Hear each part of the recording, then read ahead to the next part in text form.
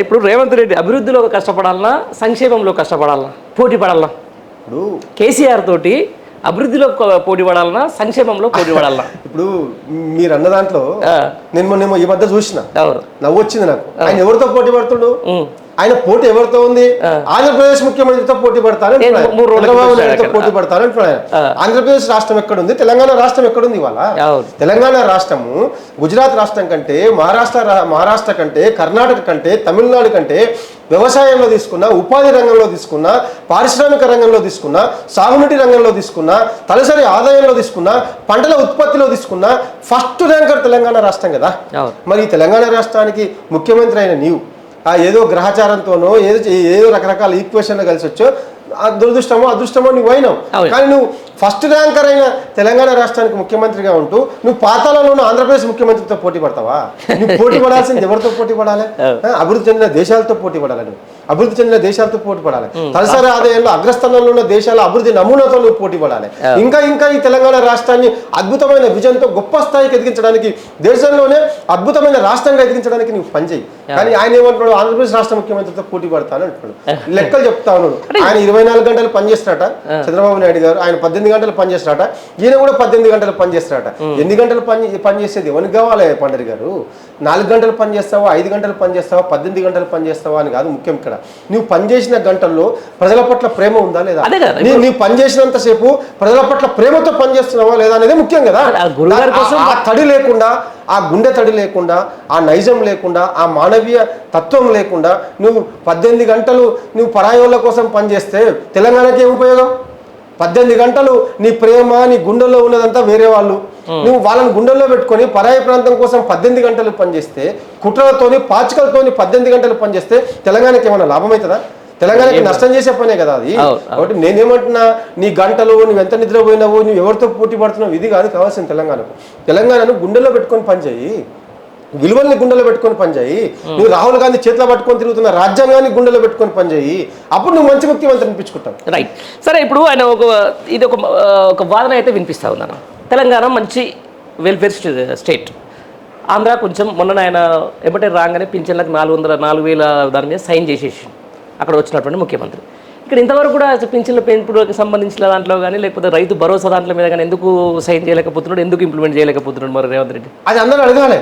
బుద్ధిజీవులు, మీలాంటి జర్నలిస్టులు, విఘ్నులు అందరూ అడగాలి ఆయన. నువ్వు పోటీ పడతా అంటున్నావు కదా. అవును. మరి ఆయన పెట్టే సంతకాలతో ఎందుకు పోటీ పడతావు? ఆయన పింఛన్లు పెంచిండు, సంతకం పెట్టిండు, మరి నువ్వెందుకు నీ పెన్ను ఎందుకు సంతకం కలగలేదు? ఆయన రకరకాల పథకాలు తీసుకొచ్చిండు, మరి నీవెందుకు అమలు చేస్తలేవు? నీకెందుకు పెన్ను కదులుతలేదు? నువ్వు పోటీ దాంట్లో పడాలి కదా. మరి దాంట్లో లేదు పోటీ. 10 గంటల్లో పోటీ పడతాడట. 10 గంటలు దేనికోసం పోటీ పడుతున్నావు నువ్వు? ఫిరాయింపులు చేయడానికి, పార్టీ ఫిరాయింపుల కోసం, డబ్బులు ఢిల్లీకి తరలించడం కోసం, ఇట్లాంటి వాటి కోసం నువ్వు కష్టపడుతున్నావా? తెలంగాణ రాష్ట్రాల్లో నువ్వు ఇచ్చిన హామీలు అమలు చేయడం కోసం పోటీ పడాలి కదా. నువ్వు నీ మేనిఫెస్టోని అమలు చేయడం కోసం పోటీ పడాలి కదా. మహిళలు ఎదురు చూస్తా ఉన్నారు కదా పండరి గారు. ఇంటి ప్రతి మహిళకి ఇస్తా ఉన్నారు 2,500 కోసం మహిళలు ఎదురు చూస్తా ఉన్నారు కదా. మరి ఆ మహిళలకు 2,500, ప్రతి ఇంటి మహిళకు 2,500 ఇవ్వవాను. కళ్యాణ లక్ష్మిని పెంచిస్తున్నావు కదా, తులం బంగారం ఇస్తా ఉన్నావు కదా. మహిళా లోకం తులం బంగారంకు 1,00,000 రూపాయలతో పాటు రేవంత్ రెడ్డి ఇస్తాన తులం బంగారం కోసం ఎదురు చూస్తూ ఉన్నారు కదా. మరి అది ఇవ్వవా నువ్వు? 500 గ్యాస్ సిలిండర్ ఇస్తా అన్నావు కదా, అది ఇవ్వవా నువ్వు ఇంటింటికి? ఇవాళ ఈ రైతు బంధుని 15,000 చేసి ఇస్తా అన్నావు. రైతు కూలీలకు కూడా ఇస్తా అన్నావు. రైతులకు మాత్రమే కాదు, రైతు కూలీలకు ఇస్తా అన్నావు. నువ్వు మరి రైతు కూలీలకు కూడా నువ్వు ఇవ్వవా 15,000 చేసి? ఇవన్నీ అమలు చేయకుండా, హామీల అమలు మీద దృష్టి పెట్టకుండా, దాని మీద మాట్లాడకుండా ఇవాళ గోబెల్స్ ప్రచారంతో ఒక గందరగోళం సృష్టించి, ఒక రాజకీయ అశ్రద్ధను సృష్టించి, వేరే పార్టీని కూల్చే కుట్రలో ఇవాళ రేవంత్ రెడ్డి బిజీ అయ్యాడు. దీన్ని మనం గమనించాలి, దీన్ని నిలదీయాలి, ప్రశ్నించాలి. సీరియస్గా వచ్చినాడు అంటే సోషల్ మీడియా రాజకీయం చేస్తున్న దాంట్లో ఈరోజు సక్సెస్ అవుతున్నాడు రేవంత్ రెడ్డి. అది ఎట్లా అంటే, ఈరోజు సంక్షేమమే పరమావధి అంటే అక్కడ జగన్ ఓడిపోవద్దు, ఈరోజు సంక్షేమమే చేస్తేనే జనాలు ఓట్లు వేస్తారు అనుకుంటే ఇక్కడ కేసీఆర్ ఓడిపోవద్దు, అంతే కదండి. మామూలుగా ఎన్ని కోట్లు ఇచ్చినా కూడా ప్రజలు ఓట్లు వేస్తారని గ్యారెంటీ లేనప్పుడు రేవంత్ రెడ్డి ఎందుకు చేయాలి అన్ని? ఎవరన్నారు ఓట్లేరు ప్రజలకు? ఎవరన్నారు ఓట్లు? బీఆర్ఎస్ పార్టీకి ఎంత ఓట్ షేర్తో ఓడిపోయింది పండుగ గారు? 1.2%. మరి లక్షలాది మంది ఓటర్లు బీఆర్ఎస్ పార్టీకి ఓటేసారు కదా. 10 ఏళ్ళు అధికారంలో ఉన్న పార్టీకి. జగన్ ఎగ్జాంపుల్ తీసేయండి, ఆయన 5 సంవత్సరాలే ఆయన ముఖ్యమంత్రి.